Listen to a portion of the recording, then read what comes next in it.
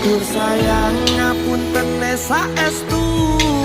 yen dereng saged nuruti apa karepmu tapi aja sumelang ana dina liyane bakal tak upayake mbuh kepiye carane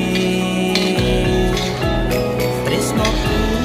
ora bakal luntur sayangku ora bakal goyah senajan kahanane bubrah aku bakal setia ora mungkin mendua matur suwun sampun ana ngancani neng saben dina